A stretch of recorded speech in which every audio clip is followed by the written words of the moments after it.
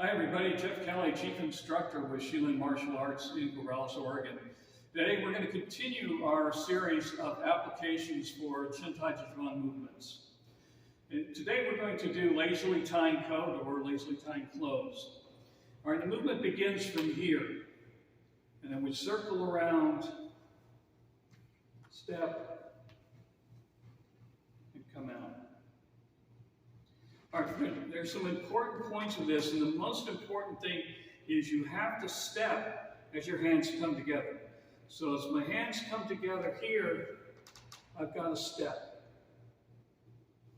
It's not going to work if I don't do it correctly. So let me show you why that's necessary.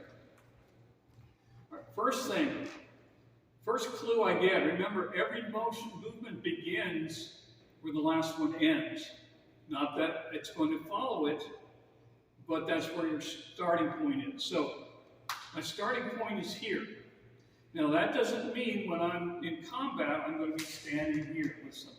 It means my hands are close to my body. And what that means is that I'm going to be intercepting a technique. In this case, we'll do a punch. All right? So if she punches with the right hand, all right? Again, most of these techniques are going to be against a right hand punch, first and foremost. Then you can try it on the left. But traditionally, in most Chinese martial arts, most of the attacks are with the right side. That gets into cultural differences that we won't talk about now. So from here, she's going to punch here. Okay, my hand, I'm going to intercept here and bring it to my other hand. Okay? So here, using silk reeling energy, here, I'm not just going to pull her down, I'm going to use silk reeling energy, which already gets your arm tightened up. Now the step is extremely important. I've got to step as I come here. Now I've got her leg blocked. If I don't do that, and I'm standing here, she can punch with the other hand. Okay, so what I want to do is come here and step. All right? Now I'm going to go into the technique before she can throw. I'm fairly protected here. So what I'm going to do is now come here. Okay, coming through here. This hand coming back to the waist is important because it spreads her out. So this is very important that you do that. That's the reason you do this, and you do it from here. Right, so I make this, right, and I come here. Again, I'm not pulling, I'm using the silk reeling energy here. You know, she's shorter than me, so I'm going to come up here. Okay, and then from the block, I can throw her there. Again, this is not going to throw her. This is the sinking of the body, the turning the silk reeling energy in the arm is what's going to throw her.